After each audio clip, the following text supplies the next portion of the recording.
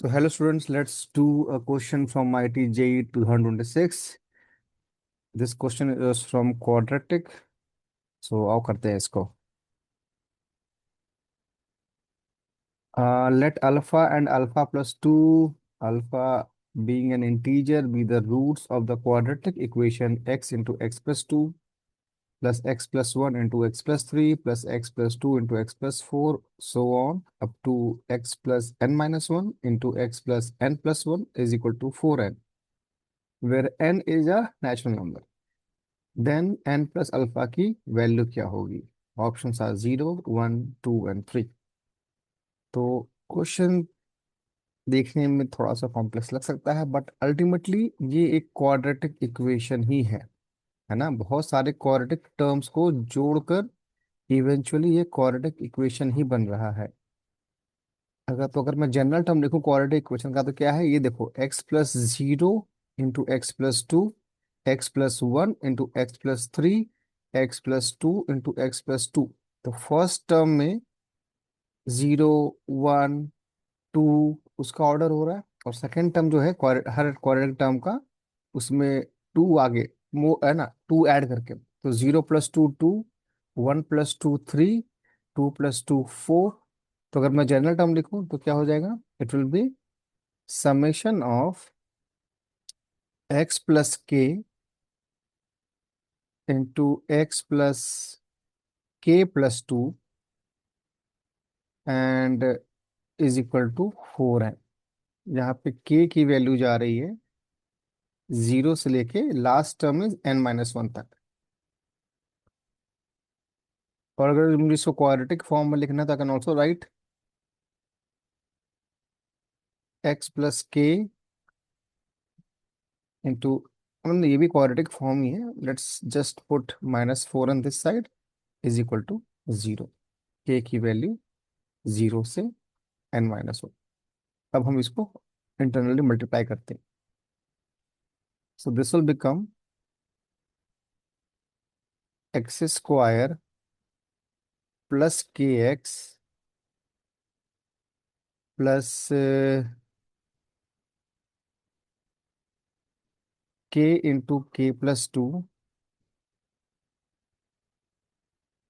Plus x into के plus 2 -4n बाहर है समेशन के, is equal to 0. K going from 0 to n-1. Now will put the summation individually for x square term, for x term and for the constant term. It will be summation of x square k going from 0 to n-1 plus summation of x into k plus k plus 2, k going from 0 to n-1, और आखिरी में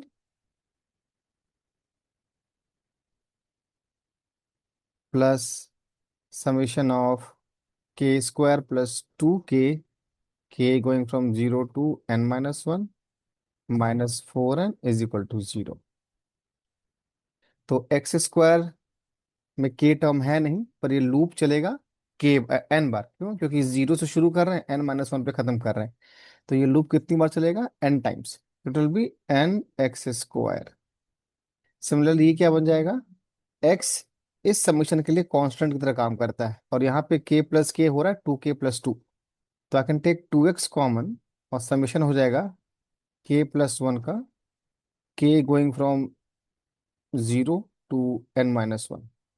और ये हो जाएगा summation of k square, k going from 0 to n-1 plus 2 common लेके, k का summation 0 to n-1 -4n is equal to 0. So again it will be n x square. Now summation of k+1 अगर हम देखेंगे तो कैसा होगा? First term अगर k 0 रखेंगे तो 1 आएगा. सेकेंड टर्म k 1 रखेंगे तो 1 + 1 2 आएगा. थर्ड टर्म के 3 रखेंगे, थर्ड टर्म के 2 रखेंगे तो यहाँ पे 3 आएगा k+1. तो basically this is a summation of first और लास्ट टर्म n-1 रखेंगे तो n-1 + 1 n आएगा. So k plus 1 का summation going from 0 to n minus 1 is nothing but sum of first n natural terms. तो ये हो जाएगा, इसका समेशन हो जाएगा n into n plus one by two into two x, और समेशन ऑफ के स्क्वायर अगर ये भी देखोगे तो क्या हो रहा है, it will be first term will be zero square then one square then two square up to n minus one square. So this is the summation of square of first n minus one natural numbers. तो sum of square of first n natural number का formula होता है n into n plus one into two n plus one by six. यहाँ पर हो जाएगा n की जगह पे n माइनस वन हो जाएगा.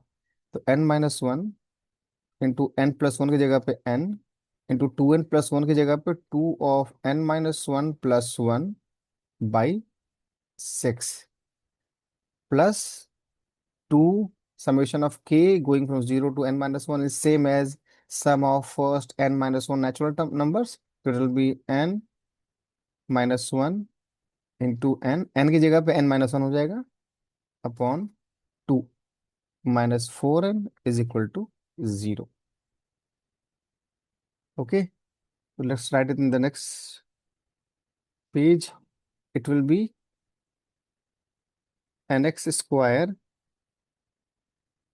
plus 2 cancel x into n plus 1, and it will be n into n minus 1 plus n into n minus 1 into 2n minus 2 plus 1 is 2n minus 1 upon 6 plus 2 cancel n into n minus 1 plus n into n minus 1 minus 4n is equal to 0. So if you take n common here, यहाँ भी n है, इसमें भी n है, यहाँ इस पूरे में भी n टर्म है कांस्टेंट टर्म में, तो we can take n throughout common. तो ये हो जाएगा x square plus x times n plus one plus n common निकल गया तो it will be n minus one into two n minus one upon six plus n minus one minus four is equal to zero. Now it will be x square plus n plus one times x plus, अब इस पूरे में हम अगर six common ले ले, this will be two n square minus n minus two n plus one plus six n minus six minus 24 is equal to zero, which is equal to x square plus x times n plus 1 plus 2n square minus 3n plus 6n is 3n. It will be plus 3n, or it will be minus 29 by 6 is equal to 0.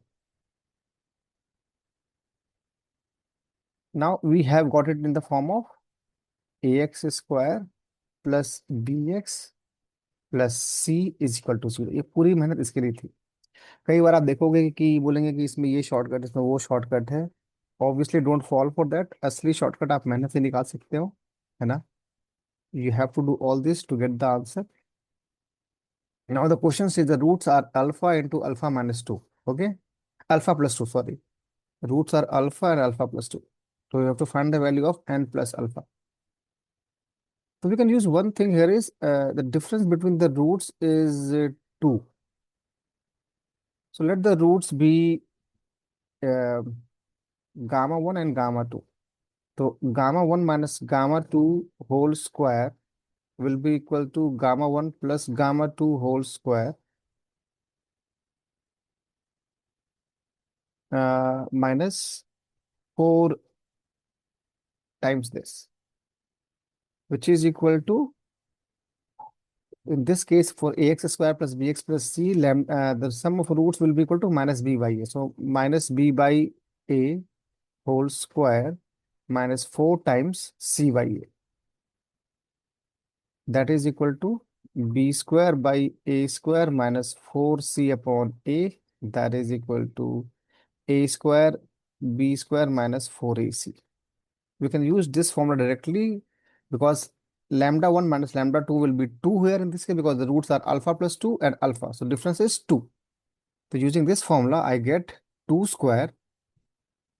2 square is equal to b square minus 4ac upon a square. So b square would be n plus 1 whole square. N plus 1 whole square minus 4ac. So 4 into a is 1 and c is this. 2n square plus 3n minus 29 upon 6. This is minus 4ac upon 2a. 2 or upon a square, my bad. A square would be 1. So 2 2 ja, 2 3 ja. 4 is equal to 3 times n plus 1 whole square minus 4n square minus 6n plus 58 upon 3. So cross multiplication 12 is equal to 3n square plus 3 plus 6n minus 4n square minus 6n plus 58 upon, now it is 1. So 12 is equal to minus n square plus 61, or n square is 61 minus 12, which is 49. So n is equal to plus minus 7. N is a natural number, so n will be equal to 7. Okay. Now we have got the value of n. We have to find alpha also. So sum of roots would be 2 alpha plus 2 alpha and alpha plus 2. So sum of roots is alpha plus 2, and that will be equal to minus b by a or minus n plus 1. Minus of n plus 1. So 2 alpha plus 2 is minus of 7 plus 1, which is equal to minus 8. So 2 alpha is equal to minus 10, alpha is equal to minus 5. So n plus alpha would be equal to 7 minus 5, which is 2. Okay. So this is the answer. May look lengthy, and IIT JEEs are trying to give for the lamba answers these years. But don't fall for shortcuts. Fall for basic concept. अगर आपका basic concept clear है तो बाकी चीजें आराम से हो जाएंगी. ओके. ट्रिक्स पे बाद में ध्यान देंगे, कॉन्सेप्ट पे पहले ध्यान देंगे. सब्सक्राइब टू द चैनल ताकि आप बाकी सॉल्यूशंस भी देख पाए.